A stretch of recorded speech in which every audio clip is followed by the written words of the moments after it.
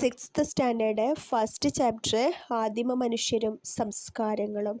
Chinese സംസ്കാരം. ഹൊയാങ് ഹോ നദീതടത്തിലാണ് Chinese സംസ്കാരം ഉടലെടുത്തത്. കൃഷിയായിരുന്നു ഈ സംസ്കാരത്തിൻ്റെ അടിത്തറ. കൂടാതെ നെയ്ത്ത്, മൺപാത്ര നിർമ്മാണം, പട്ടുവസ്ത്ര നിർമ്മാണം എന്നിവയിലും അവർ വിദഗ്ധരായിരുന്നു. മികവുറ്റ വെങ്കല ശില്പങ്ങൾ അവർ നിർമ്മിച്ചിരുന്നു. ചൈനക്കാരുടെ ഇടയിൽ പുരാതന കാലം മുതൽ എഴുത്തു സമ്പ്രദായം നിലവിലുണ്ടായിരുന്നു. അക്ഷരങ്ങൾക്ക് പകരം ചിത്രങ്ങൾ ഉപയോഗിക്കുന്ന ചിത്രലിപിയായിരുന്നു പ്രചാരത്തിലുണ്ടായിരുന്നത്. കാലക്രമത്തിൽ അവർ ചിത്രങ്ങൾക്ക് പകരം ചിഹ്നങ്ങൾ രൂപപ്പെടുത്തി. മാറ്റങ്ങളോടെ ഈ ലിപി ഇന്നും ചൈനയിൽ നിലനിൽക്കുന്നു.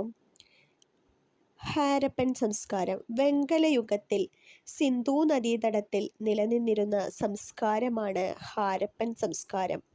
ഏകദേശം BCE 2600 മുതൽ BCE 1900 വരെയാണ് ഹാരപ്പൻ സംസ്കാരത്തിൻ്റെ കാലഘട്ടം. ഹാരപ്പയാണ് ആദ്യമായി കണ്ടെത്തിയ നഗരം. അതിനാൽ ഈ സംസ്കാരത്തെ ഹാരപ്പൻ സംസ്കാരം എന്ന് വിളിക്കുന്നു. ഈ സംസ്കാരം ഉടലെടുത്തത് സിന്ധു നദീതീരത്തായതിനാൽ സിന്ധു നദീതട സംസ്കാരം എന്നും അറിയപ്പെടുന്നു. നഗരങ്ങൾ കേന്ദ്രീകരിച്ചാണ് ഈ സംസ്കാരം വളർന്നു വന്നത്. അതിനാൽ ഇന്ത്യയിലെ ഒന്നാം നഗരവൽക്കരണം എന്ന് ഈ സംസ്കാരത്തെ വിശേഷിപ്പിക്കുന്നു. ഹാരപ്പൻ സംസ്കാരത്തിൻ്റെ പ്രധാന സവിശേഷതയാണ് നഗരാസൂത്രണം. തെരുവുകളുടെ ഇരുവശങ്ങളിലുമാണ് അവർ വീടുകൾ നിർമ്മിച്ചിരുന്നത്. ചുട്ടെടുത്ത ഇഷ്ടികകൾ നിർമ്മാണ പ്രവർത്തനങ്ങൾക്ക് അവർ ഉപയോഗിച്ചു. അഴുക്കുചാല് സമ്പ്രദായം ഹാരപ്പൻ സംസ്കാരത്തിലെ മറ്റൊരു പ്രധാന സവിശേഷതയായിരുന്നു. ഹാരപ്പൻ സംസ്കാരത്തിലെ പ്രധാന നഗരമായിരുന്നു മോഹൻജദാരോ.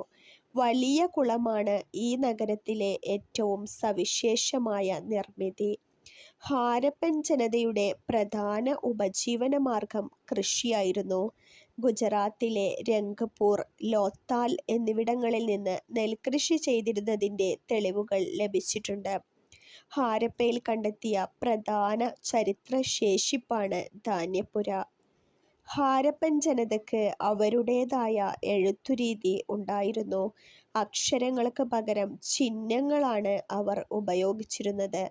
മുദ്രകളിലാണ് അവരുടെ എഴുത്തുവിദ്യ ഏറ്റവും കാണപ്പെട്ടത്. കൂടുതൽ SCRT വീഡിയോകൾക്ക് ഈ ചാനൽ